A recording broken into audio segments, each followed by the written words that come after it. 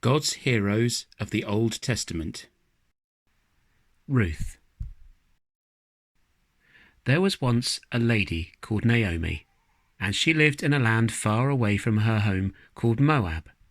She had left her hometown of Bethlehem with her husband and 2 sons because there was a famine, and there was little food and everyone was hungry.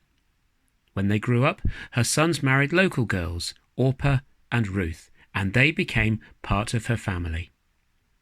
Sadly, Naomi's husband died, and then her sons died too, and she was left with Orpah and Ruth.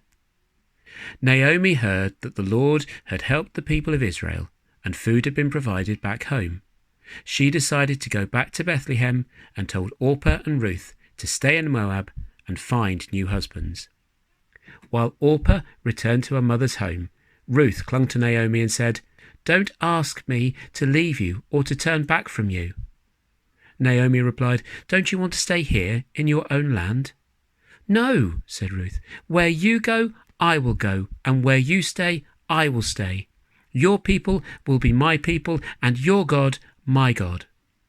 Naomi realized that Ruth would not leave her, and agreed for Ruth to go with her back home to Israel.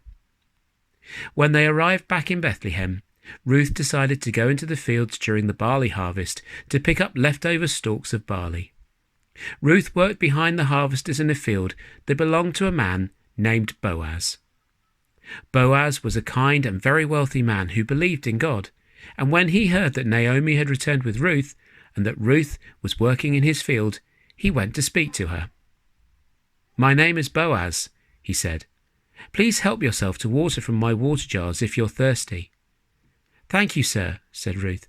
"But why are you so kind to me? I'm not even from this land."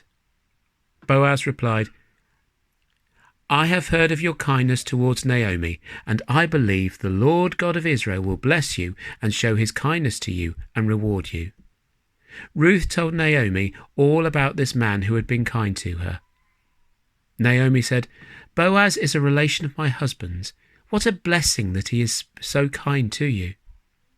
Ruth worked very hard in the fields to provide enough barley to sell and keep some for her and Naomi.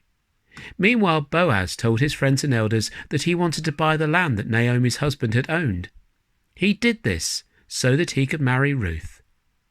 Boaz and Ruth were married, and then they had a son named Obed and a grandson named Jesse, who would be the father of King David.